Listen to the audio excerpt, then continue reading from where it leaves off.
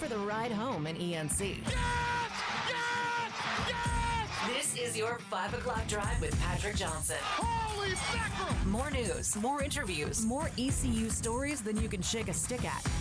Hey, stop shaking that stick. This is the Patrick Johnson Show. Pirates win! Pirates win!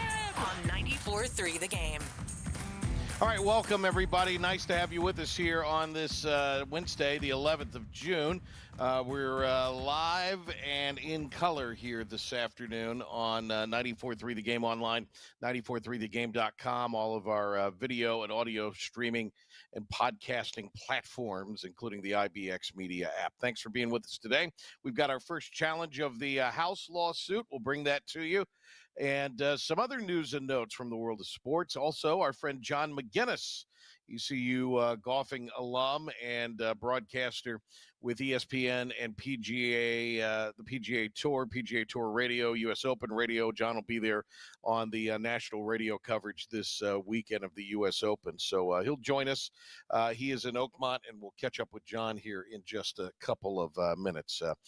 Elsewhere, the Big Rock is going on, and we will check in with the one and only Henry Hinton, the Big Hen. In fact, he's on the phone right now. The Broadcast Hall of Famer, the Legend Award winner, and the host of Big Rock TV going on this week.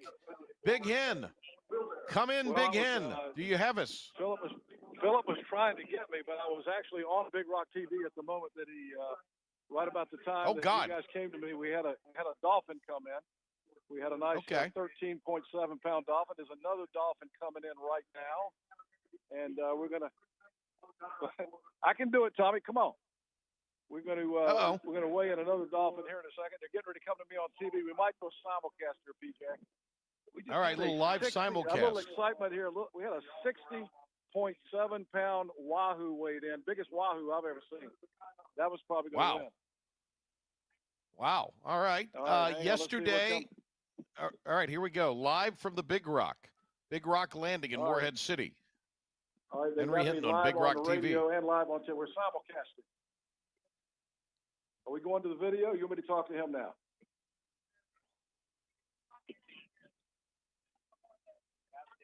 All right.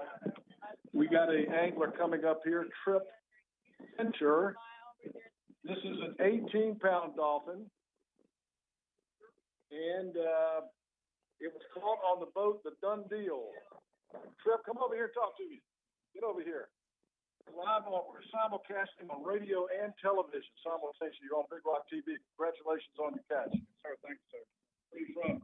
I'm from Mint Hill, North Carolina. I live in Charlotte now. You're down near Charlotte.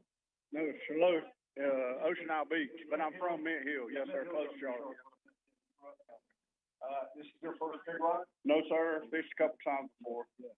How was that catching that 18-pound dolphin? It was pretty fast, pretty quick. We had a couple knockdowns on the riggers today, but we couldn't come tight on what we were looking for. How rough was it out there? How were conditions? It was pretty sloppy this morning, but it laid out pretty good. Yeah. Well, congratulations. That's a nice dolphin. You got some mahi steaks coming up. Thank you, sir. All right. All right, let's hear it for Trip Fincher. All right, that's the new leader for the Dolphins, PJ. I'm back with you now live. I had to go live on TV at the same time. You still got me? No, that was great. That was great. A guy from Charlotte. Charlotte is the leader in the clubhouse on the Dolphins. So we've got a wahoo. We've had a couple of dolphins. Have we had any blue marlin? There have been over 120 hookups with blue marlin today. 119 either pulled the hook or were released. And there is one sea witch is still hooked up, and he got hooked up at about 2:47, and he is still fighting the fish. And so it could be a long night here. If he gets it on the boat, we'll be here. And, of course, no matter where he is, Curtis Strange knows him. I just talked to Curtis. Curtis says they're at least 2 hours out. So if they ever get the fish on the boat, we're going to be here for a weigh-in late tonight. So it could be an exciting night. No, that's the beauty of the event. They fish in the morning, and then as long as you got one hooked at 3 o'clock, you can fight it for all night if you have to before someone rolls in. He got hooked up at got hooked up. I think I heard it was 247 when he got hooked up. So I tell you, man, there's just nothing like this fishing tournament. It is really exciting. There hadn't been a lot of, no blue marlin brought to the scales yet today, but it's still an exciting day, and we got a huge crowd down here. If you have never been to the Big Rock, you need to get down here. This is really fun stuff. Henry Hinton, who's was just simulcasting on Big Rock TV with us here on the PJ Show today. Yesterday, there were some bad storms in the morning. I know the Big Rock landing area sustained a little bit of damage. Has all of that been clear? And from what we understand, everybody was safe and sound. It was a time of day where really nobody was around, I guess. Yeah, it was early in the morning before anybody got here. My understanding, I was not here, as you know, yesterday, so I didn't get to see it. But my understanding is that it blew around some tables and chairs under the Big Rock tent, and the damage was done to a couple of vehicles that were parked by the tent. So, Got you. I don't think any major problems. I got to go. I got another fish coming in, PJ. We'll all right. In with you tomorrow. Thank you, Big Hen. Thank you. Yeah, right, there he goes, we'll be the Big Hen. We'll be at Portside Marina tomorrow morning on 103.7. All right, very good. And the Big Hen will be there. He'll be there the rest of the week. They're going to be on Travis Burt's yacht, The Acquisition, coming up this Friday as well. Thought about going down to that one, Pilk, but I'm going to work this week because I'm working on some other days away. Look at you donned in red today like a Boston Red Sox, like a Sox fan. Look at you. I didn't know you had such a gaudy hat, but it looks all right. All right, so that's what's going on there. Everything good with you today? We have kind of a little bit of news and nuggets to get to. We're going to hear from John Maginnes coming up. Curtis Strange is there today. I believe Curtis is leaving tomorrow, either later today or tomorrow for the U.S. Open. So I don't think he's going to be part of the broadcast team per se, but he, as a two-time U.S. Open champ, is going to be down there, doing different things. So, sponsor obligations. It's like when, like Jim Nantz has not missed a major, even though he doesn't call all of them. He's been to like a bunch of, because he does he hosts Q&As or he gives talks to sponsors or groups like that. So he's always involved. In fact, next month at the British, he's part of the BBC television crew. That wild? I'm jealous of them. They already do so much better of a job of covering majors, especially lack of commercials. I was going to say, you know why? Golf shots. Yeah. Golf shots. That's what people want to see. That's the one thing Liv gets right. You see golf shots. Yeah, you don't see now, guys no walking sponsors. down the fairway, eating a granola bar that their caddy handed them. You don't see all that crap.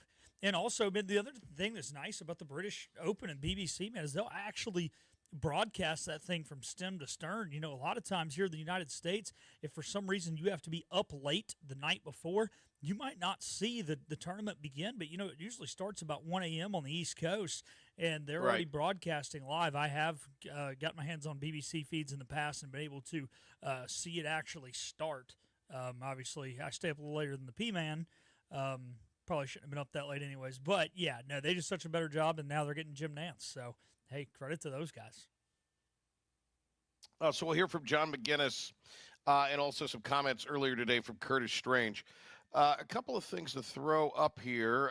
As we mentioned at the top of the show, we have our first challenge to House versus NCAA settlement. Our friend Amanda Kristovich with the story for Front Office Sports. A group of 8 women have filed an appeal to the House v. NCAA settlement approval, arguing that it violates Title IX and the Gender Equity Statute. First appeal in the landmark settlement, a group of 8 women, I'm reading from the article now, filed an appeal of the settlement approved Wednesday. Front Office Sports has learned the appeal only challenged the back damages portion of the settlement. It's the first appeal of the landmark settlement, which could offer $2.8 billion in back damages to athletes who couldn't earn NIL, name, image, and likeness dollars before 2021, as well as allow schools to share revenue with players for the first time. Settlement also sets up a new vetting process to ensure NIL deals aren't pay for play and eliminates scholarship limits and imposes roster limits in their place. The settlement was approved Friday night by Judge Claudia Wilkin after a months-long adjudication process that included hundreds of objections, including many related to Title IX, the statute that requires educational institutions to offer equitable opportunities, including in sports. The law firm of Hutchinson, Black, and Cook, which filed the appeal on behalf of the athletes, also filed one of many objections to the settlement during its approval process. But now the firm is making another attempt. The 8 athletes are a mix of track, soccer, and volleyball players.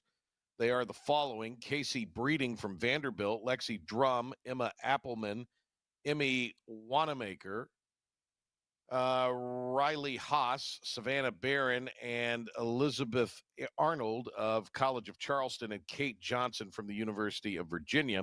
The group argues that the calculation to distribute the $2.8 billion in damages violates Title IX because female athletes would theoretically receive less money than football and men's basketball players in damage payments and revenue sharing. Attorney Ashlyn Hare estimated it deprives females of $1.1 billion. All right, Pilk, and there's a lot of quotes. Again, Amanda Kristovich has it up. You could go to Front Office Sports. You also saw Amanda's Twitter or X handle if you were watching on video, the part of the vast video audience today. But if you're listening, you can Front Office Sports. Amanda's got the article up. I mean, this doesn't surprise me. We thought when we talked to Amanda Monday that this would be what we're looking at, and that would be there would be Title IX challenges. There are going to be other challenges to this because lawyers are always going to sue if they can make money, and even get enough money to pile into make it a class action kind of deal. It'd be interesting to see how this. I don't know if this necessarily slams the brakes on things. Maybe I should have read the whole article in full so I could have got that. But I doubt this is going to slam the brakes. I think we're still barreling in for a July 1st implementation of all this rev share. And look, I understand the Title IX implications are what they are, but the stark reality is, it's football by vast miles and basketball by a pretty good amount that bring in all of the revenue to colleges and universities. Dirty secret. Basketball even brings in revenue at East Carolina because of the television money. Oh my God! Really? Yes. Can't baseball we can't talk about that? Yeah, baseball loses. Even loses though we a say, lot. well, we get more people. Butts and seats, just keep the lights on. But no, Patrick, you and I came on this show and talked about this when this was even first being talked about. I mean, I think this has been 3 years ago. You and I discussed this, that there was going to be we've been all over it challenge. from the jump. Yeah, we've been all over this from the jump. Now, we can all sit here and we could spend a 3 or 4 hour show debating on whether or not this falls under Title IX. So we're not going to do that right now. But at the end of the day, you do have to have a little capitalism in this world, and the point is you're not supposed to be discriminated against because of your sex or gender. I guess now it's sex because they've, you can't just claim your gender. Good thing the NCAA at least got that one right. Simone Biles would disagree. Yeah. But the thing is this is not depriving women of scholarships.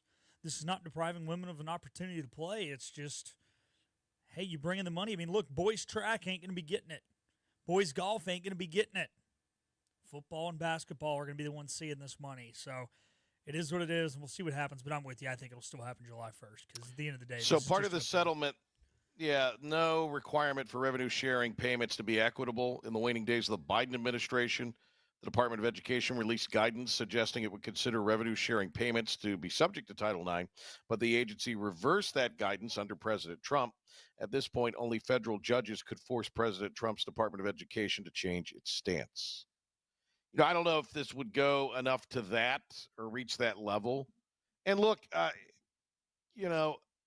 get under the Title IX, but this was also a female judge who was probably in tune with what the Title IX argument was. She took great lengths to ensure that the roster limits were not going to be anything that was going to be prohibitive next year from athletes being able to earn. They would not lose their spot based on roster limits, kind of grandfathered in. So that's the latest on that. We'll continue to follow it, but you're 100% right, Pilk. This is a decision that seems to be rooted in capitalism. I do think there's a lot of let's have our cake and eat it too with this. And we all knew that there would be Title IX challenges, but there's nothing in there that says that the distribution has to be equitable in this settlement. Now, that could be challenged, and that's what I guess they're challenging here. All right, I don't want to get too far behind. Let's hit a break. A lot more news to talk about. A couple Pirate pitchers have been added to the ECU baseball roster from the transfer portal. Probably let Pilk update you on that, and that's something we'll get to a little later in the show. But when we return, our old friend John Maginnes, ECU golf alum, he's at the U.S. Open covering it this week. We'll talk to ESPN and PGA Tour Radio's John Maginnes when we return after this timeout, previewing the 125th U.S. Open. The team of Flatlands Jessup is working overtime to help ensure that Eastern North Carolinians like you get the health insurance help you need this open enrollment period. New legislation passed meaning more people than ever qualify for affordable coverage. Let us help you today. Are you ready to tackle those yard and garden projects? Come by East Carolina Tractor and Fleet, your local Coyote dealer, and check out their great selection of residential and commercial Coyote tractors. From zero-turn mowers to compact tractors to skid-steer loaders, they've got you covered. Some with 0% financing for qualified buyers. Stop by your hometown Coyote dealer, East Carolina Tractor and Fleet, across from the Pitt County Fairgrounds or online at ectfleet.com. East Carolina Tractor and Fleet. We dig dirt. The best burgers around. Everyone loves a thick, juicy, and fresh burger. Tiebreakers in Greenville, plus the all-new Tiebreakers in Winterville. Do real burgers better than anybody. So don't just go to any burger-themed restaurant chain. It's time to break the chain and eat local.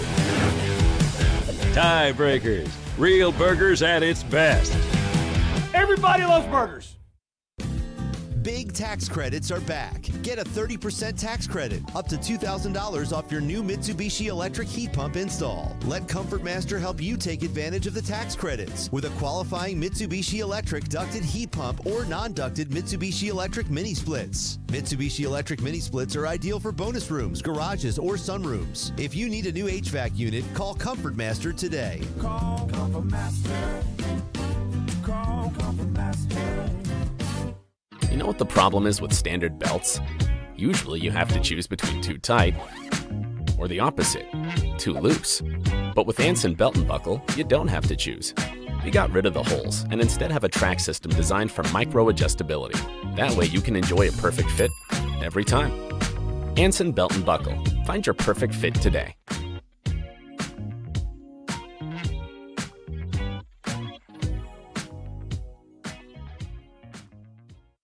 Healthwise Pharmacy rounds the bases with all of your infusion, retail, compounding, and medical equipment needs. Locally owned and operated by pharmacist Marcy Parker, Healthwise has grown to be your most trusted provider for infusion services. Currently providing in-home or on-site infusions in North Carolina, South Carolina, and Virginia.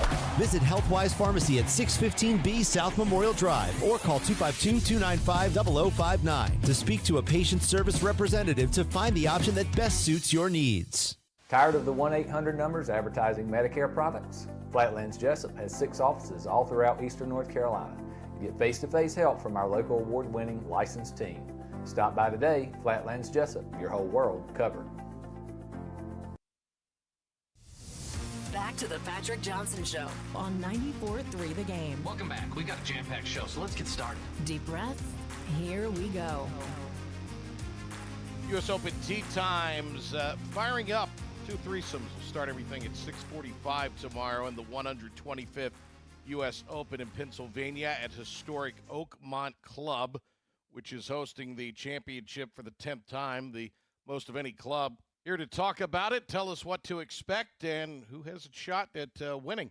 and a lot more. Here is John Maginnes, ECU golf alum, of course, with ESPN, ESPN Plus, and PGA and U.S. Open Radio. John, great to talk to you. Thank you for coming on with us again. It's become a little bit of an annual tradition, which is cool. Hey, let's start with just out of the gates, kind of a primer and what to expect. The hardest golf course that anybody's ever played.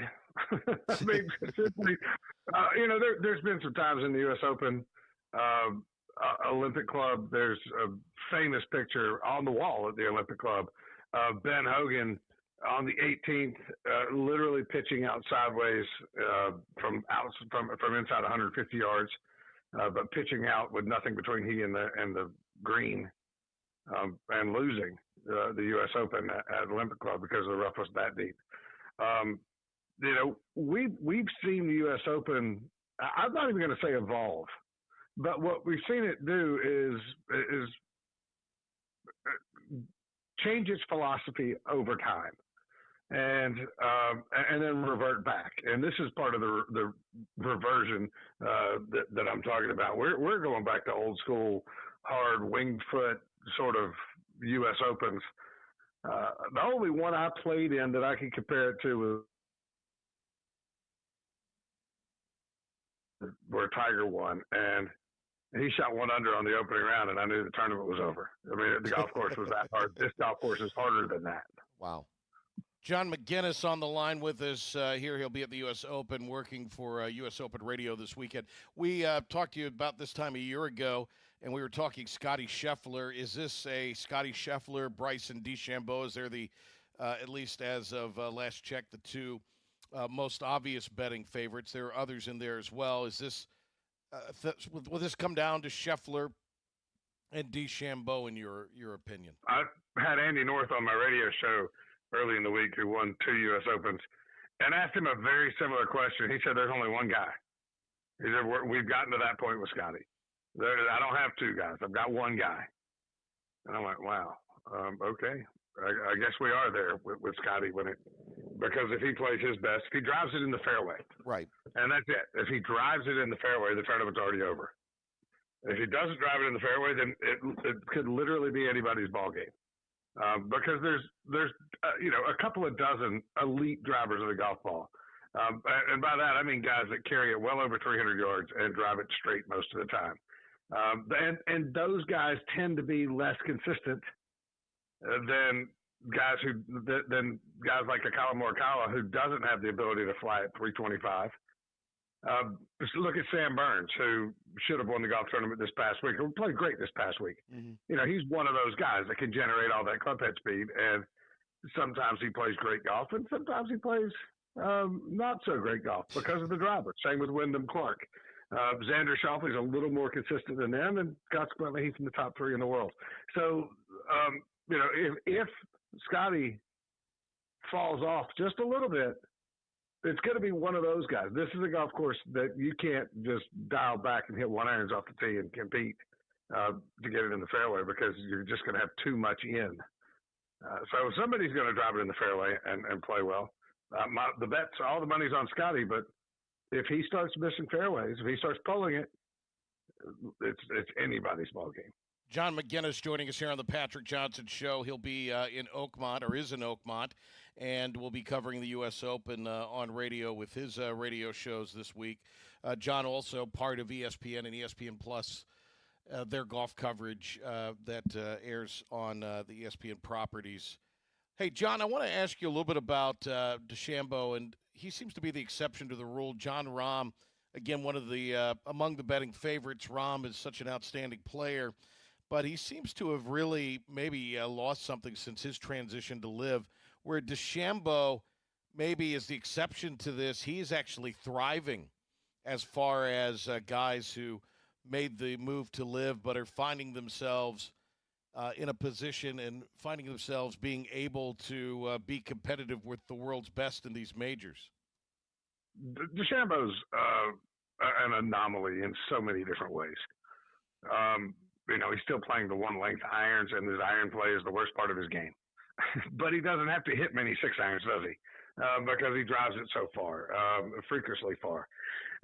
I think DeChambeau's just a character study. A guy that was truculent with the media. He was truculent. He wasn't particularly well liked in the locker room. And then he goes to live. He turns himself into a YouTube star. Last year at Pinehurst, I walked all 72 holes with him and was fascinated by his engagement with the fans, with the media, with me walking the fairways with him. He was awesome. And so he's done a complete personality revision, and it's worked. And I think that's the big thing, is that John Rahm has gone to live and gotten a little bit grumpier. Bryson went to live and got happier. And look, I'm not going to blame John Rahm for the way he played the last 5 holes at the PGA Championship when he had a chance to hang with Scotty. The thing that guy does, that Scotty does, and that Tiger did, and that Jack Nicklaus did, is he makes guys like John Rahm do things that they're not comfortable doing. And when you put them in that position, usually 9 times out of 10, bad things happen. Scotty won that golf tournament. John Rahm didn't lose it. I don't know where John is in terms of his game. What I saw there looks very good. The problem is, I think the pressure that those elite players on that tour must put on themselves when they only get to play against the best in the world 4 times a year, that may be more than most of them are able to overcome. Joaquin Niemann finally got a top 10 in a major, but he's won 4 times at Live, and that's $20 million, I think, right there. Let's all think about that for a minute. At any rate,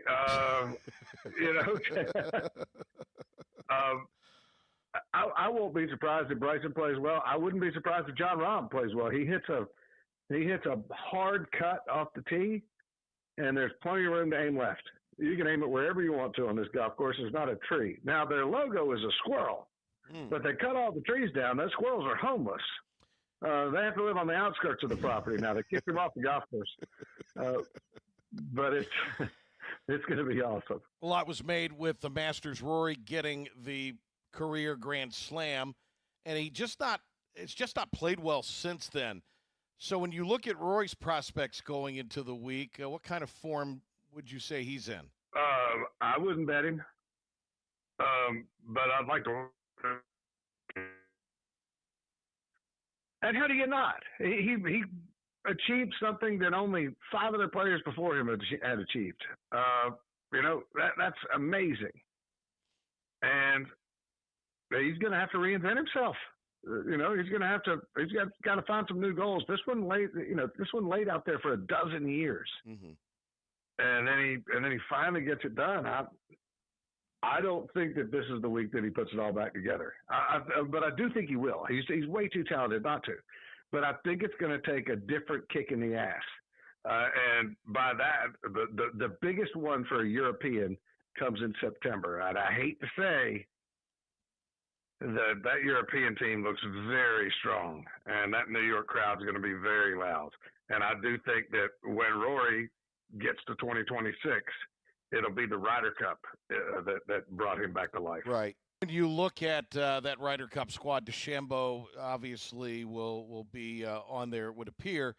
I believe he is qualified. Anyway, if he is not on there right now with all he's done, he should be on there. Anybody else from the American standpoint that you think should be on the Ryder Cup team to send our best there? I think Brooks would have to win one of these next 2. Okay.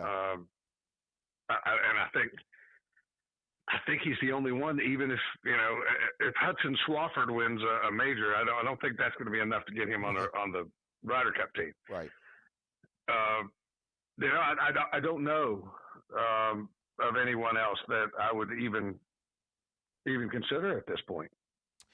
But I think Bryson has to be on that team. Yeah. Let's talk about where the PGA Tour is right now, where LIV is right now. There was that uneasy alliance that was announced, and not a whole lot of movement ever since then. What can you tell us about any kind of partnership or agreement, status in the negotiation between the PGA Tour and LIV? Yeah, I mean, it was over 2 years ago. It was June 6th, 2023, when they put together a framework agreement. And I think it's ironic that over the next 2 years, the PGA Tour talked about pace of play more than any other subject, and they slow played the hell out of this one.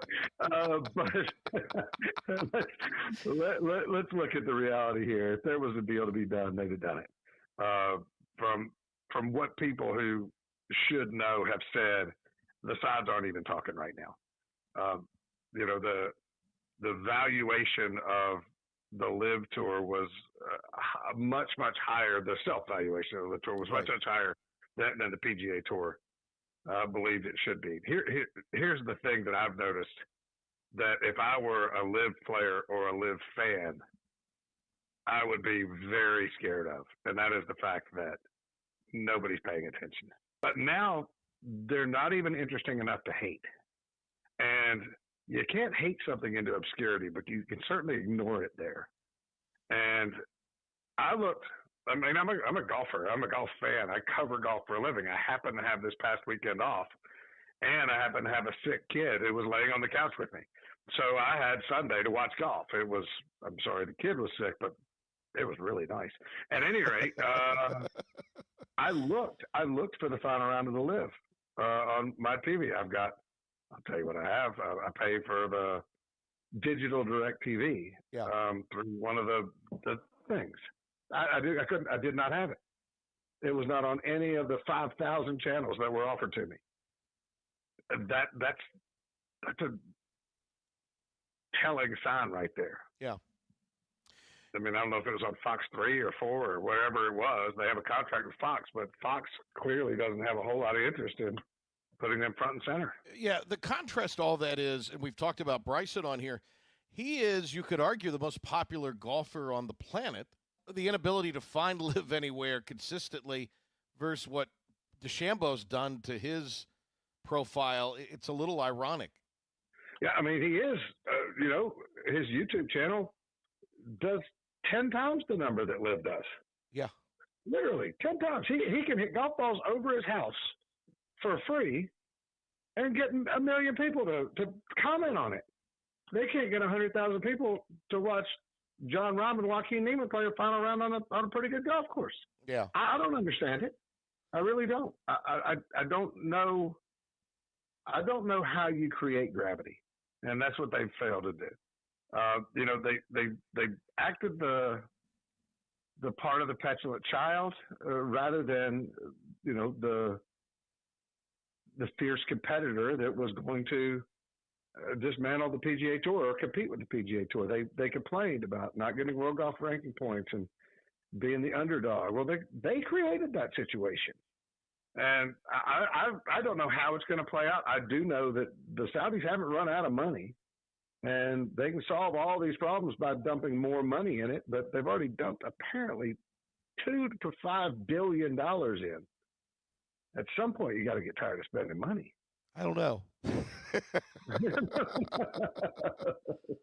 They've hired a new CEO, right? Right. It's just hard to say where that'll go from there.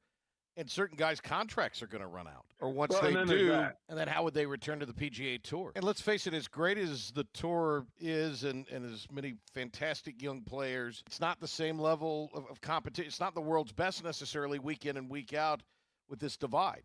And a handful of them. I mean, let's face it. That's all that's left. Because the older guys that left, the Ian Poulters, the Lee Westwoods, they're in their late 40s now, or mid to late 40s, and their best golf is behind them.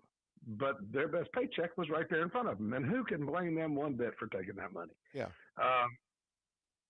But Joaquin Neiman, Dustin Johnson, who's fully exempt. You have to look at what kind of actual exempt status, if they took away the suspension right now, what would they have left? And our good friend Harold Varner has told me that if his contract runs out and if there's a pathway back to the PGA Tour, he will happily go to Q School, go play the Korn Ferry Tour, whatever it takes to get back out there. Yeah.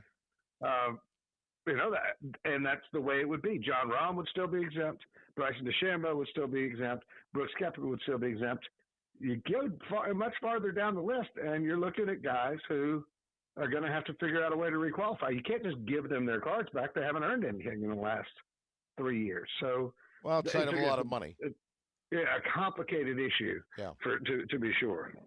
As you look at the week, John, is it Scotty versus the field, or who else do you think can make this interesting?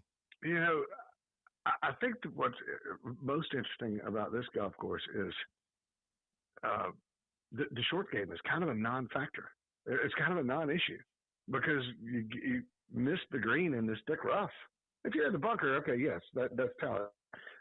This thick rough around the greens, it's hit or miss. It's oftentimes impossible to play a quality shot.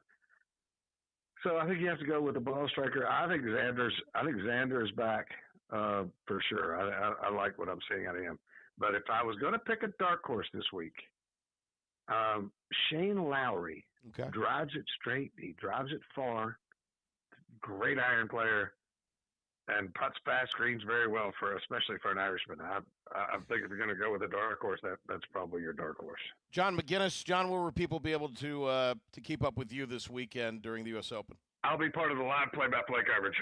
Last year, like I said, I got to walk with Bryson doing the radio coverage of the U.S. Open, which is my second. It's tied for my favorite week of the year. Yeah. Sitting at Amen Corner at Augusta is pretty good, too. It's pretty good, too. Not a bad week. John Maginnes, what a life. Thank you, sir. Thanks for having me. John Maginnes, great to have him on the show with us today. All right, here is Philip, the ref, Pilkington. He's got a 94.3 The Game sports update and Pirate report. Thank you, P-Man. There has been a few additions to the Pirate baseball roster, two of which happened earlier today. One of those is Division II closer Thomas Paxton. He comes from Belmont Abbey, where he will have 2 years of eligibility remaining. Also, they have landed another D2 transfer, Jeff Sabater, a left-handed hitting outfielder who hit .363 this past season. He also stole 29 bags 2 years ago. He stole 57 bags, which was enough to lead the NCAA. Going over now to the Big Rock Fishing Tournament and what is going on there. There is a blue marlin that has been hooked and is on its way into the Big Rock Landing. Bank Walker boated their blue marlin at 5:13. Their fight with that fish began just before 2:40 p.m. this afternoon. Right now, looking at the leaderboard, there has been a handful of dolphins come in. Right now, done deal. They got in right about 5 o'clock. They had an 18-pound dolphin, and the heaviest wahoo so far is 60.7 pounds. And we'll use the term wahoo to transition over to college basketball, where the SEC ACC Challenge has been announced. Speaking of the wahoos, they'll be traveling to Texas for that event. The North Carolina teams, NC State will be at Auburn, Kentucky will host Carolina, and Duke will host Florida in that one. Staying on the hard court, Game 3 of the NBA Finals tonight, 8:30 from Indiana. Series tied at 1 apiece, and the Oklahoma City Thunder are 5.5-point favorites. That'll do it for your 94.3 The Game Sports Flash Update and Pirate Report. We're going to take a timeout here on the Patrick Johnson Show. Be back with more on the other side. Hey, it's Jim Wells again with Wells Roofing and Gutters here in the beautiful community of Lindale, Bedford. At Wells Roofing and Gutters, we believe in quality first, and that's why we use CertainTeed shingles, which are manufactured in Oxford, North Carolina, a local company. In the event you ever do have a claim or a problem with your roof system, they're local and they come and take care of us in a timely manner. We could leave off some accessories and we could certainly save money, but we believe at Wells Roofing and Gutters in installing the correct way per manufacturer requirements, and we warranty your roof both in-house and also with our supplier, who is CertainTeed. For a job Wells done, no shortcuts taken, and a good quality job on your home, give us a call today, 252-227-8403. We also offer financing, 12 months, no interest, no payments. This is about you, your family, and the health of all who live in Eastern North Carolina.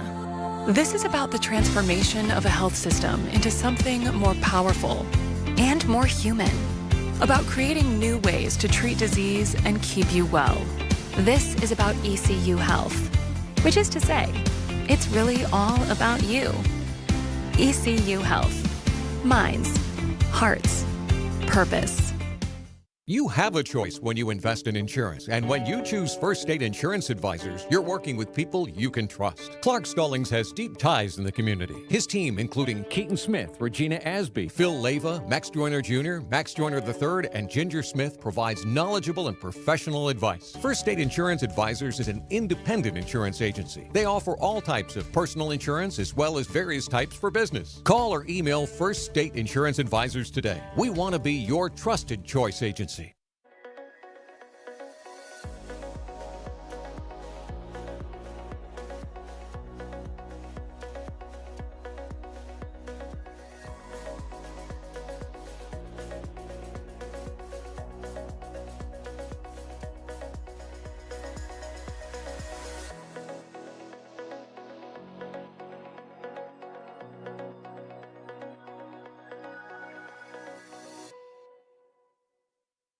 Other restaurants claim their food is fresh and fast, but are they friendly? At Moore's, you're treated like family the minute you walk into their doors. With locations in Winterville, New Bern, Swansboro, Morehead City, and Jacksonville. We've been practicing what we preach since 1945. At Moore's, our barbecue is slow cooked and smoked over real wood daily until it's so tender it's falling off the bone. Combined with our fresh chicken, cooked to order seafood, and homemade fixins, we're sure you'll agree. If it's not Moore's, it's less. Remember, get the podcast of the show on the IBX Media app or where you get your podcasts. I listen on my Apple Watch. Smart speaker. Listen while you work. I listen everywhere. The Patrick Johnson Show on 94.3 The Game. All right, welcome back. P-Man here with you. Thanks for being with us this afternoon. Pilk, Henry's just texted me.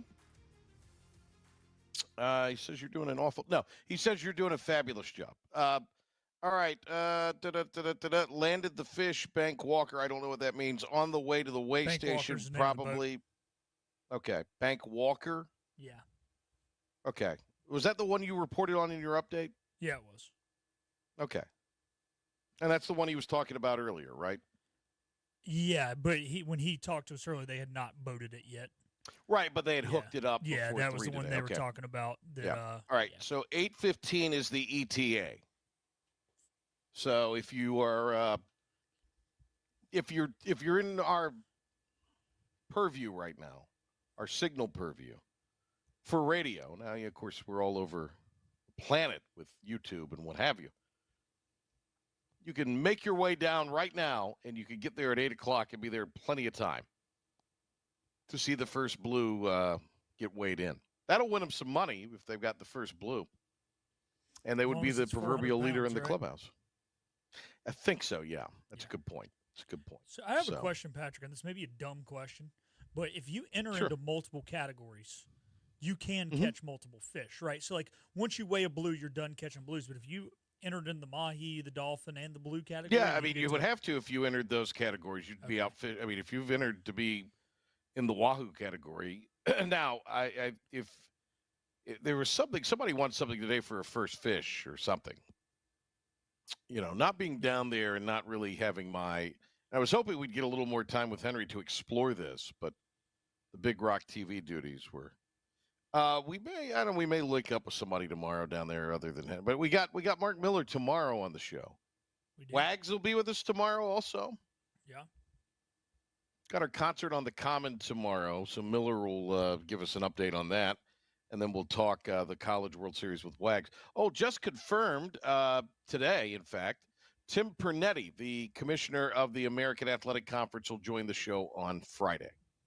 So we'll have plenty to talk about with Tim Pernetti on Friday. Regards to this House settlement, the conference about a month ago made the announcement that they're going to be hosting the basketball tournament this year in Birmingham, Alabama, and then 2 years they'll host it back-to-back seasons in Tampa at USF's stadium arena. So we'll talk with him about that. Do you like that, doing it on campus sites, Pilk? Yeah, I mean, look, this is just not one of those conferences like the ACC where people are just going to travel. It's too geographically spread out, not enough basketball history. So if you want butts and seats, got to be at a host venue. It is what it is. I guess having the potential of at least one game or one game a day, however it plays out, where you have a decent crowd is better than no crowds. Yeah. And you would hope, you know, that's, college basketball, and obviously we grew up in North Carolina, so a little different, in our view on college basketball as the rest of the rest of the country. But you would hope maybe that some of the older folks, some of the retired folks would maybe hang out, sit around for other games. Because I know personally, obviously we'd have to work and do shows around it. But if I was, retired or we had a little downtime here at the station and they hosted it in Greenville, I would attend some of the other games for sure. Just I love college basketball. It'd be fun to see games in person. Some of the most fun I've had is going to the NCAA first round when it was, a 64-team field. Yeah. A far different world. But you would go and you'd be able to watch teams you didn't normally get to see. Yeah. And you got 4 games in one day. I mean, it's a heck of a lot of fun. I did that a couple of times at Greensboro and did it in Winston-Salem one year. A lot of fun to go watch, other teams. One of the years, Utah State upset UCLA. So you got to see UCLA and, obviously not the UCLA of old, but still it's kind of cool to say I've seen UCLA play in person. Yeah. Before I was jaded and cynical about everything, Pilk. So it's back when Patrick didn't mind eating chicken tenders from a you better not mind spot. it now. At some of these places we have to go and cover things. Pardon me. Still fighting this. I got some medicine yesterday, so I'm a little better than I have been. Let's see here. A guy named Jalen Bond has been added apparently as an assistant coach for ECU basketball. It doesn't really say where he is from. Let's see if we can get an idea. I can look it up while you're talking. Yeah, Jalen, Jaylen Bond. JB is what he goes by. So looks like he has played overseas somewhat recently. So played in Dubai. Yeah. United Arab Emirates. Ooh. Yeah, power forward, playing career. He went undrafted in the NBA draft. Started his college career at Texas. Finished at Temple. So he's probably played in Greenville before. May have. Yeah, looks like he was at the Westchester Knicks before, like you said, heading overseas. And he was a grad assistant at Temple the last from 22 to 24. And then he spent last season as an assistant at Albany. So D1 coaching, paralysis. Well, if he was at Temple as a grad assistant, so he's been to Greenville. Yeah. He's been to Greenville. He's aware of the ECU program. Well, good. Welcome to him. We'll get Coach Swartz on. He's got his basketball camps coming up beginning of July, and, they've now completed everything. They got the players in. Maybe next week we can get Mike Swartz in the studio for a visit and work on getting that done one day next week. Let's see here. Pilk, I sent you the thing on Bobby Beep. Well, I tell you what, I do want to get to this because I had you go to the trouble to cut it up. We have enough time to get the Curtis Strange thing in? Yeah, if we start it like now. All right, let's. This is from earlier today. Curtis Strange appearing on Talk of the Town, talking about this year's U.S. Open, which we just talked about with John Maginnes. Other things to do this week. It is U.S. Open week, always. And I know that you've always got a sponsor that wants you to show up over there. So you going? Well, yeah, I'm going for 2 reasons. One is that I have some stuff to do, some people to see. And others, I think Oakmont is one or two best U.S. Open venues there is. It's tough. It's historical. It's traditional. It's just it might be the hardest U.S. Open course there is, along with Wingfoot, and it's going to be a great week. They have 5 inches of rough. The greens are going to run like, I will say this: get in your bathtub tonight and try to putt a golf ball down to the drain and try to stop it short of the drain. That's what it's like at Oakmont. Okay? Is that right? It's like the hood of your Ford here in Moorhead. Put it on the hood of your Ford truck and try to stop it before it goes off the edge. Okay, it gets out of control, but that's the way it is. It's going to be a lot of fun to watch, and there's going to be a lot of, let's just say, complaining. But that's what golfers do. You got a favorite? Yeah, Scotty Scheffler's number one in the world. He's number one by a large margin. He's incredible. Too, he's playing well. He's incredible. Rory, I'm not too sure about, but there's a number of them that can certainly have the talent to play. But can you handle Oakmont? That's the big question. Yeah. I don't know if this was a controversy or not, but Rory did not go to Jack Nicklaus's tournament memorial. Yeah. And a lot of people think that's disrespectful. I mean, as a guy who's been at the top level of the PGA, was it? Well, it depends on how when you look at it from a player standpoint, which is what I do, you make schedules. But when you make schedules early in the year, Jack's Memorial Tournament is first and foremost, number one. Now, if you don't want to play, that's one thing. But Jack and Roy have been such good friends the last couple of years, and I'm really surprised that Roy didn't call him before to say, Jack, I got this, and that, and I'm not going to be able to make it. Jack's is fine, but he didn't call him, didn't communicate with him. And then the other thing, it's one of the 8 big tournaments on tour, so why skip it? So I don't know. Everybody's got a little quirk here and there, and they play when they feel like they can, and he didn't play, and we'll move on. Well, as the winner of 2 U.S. Open, back-to-back U.S. Opens, did you win more than 2? I thought that was enough.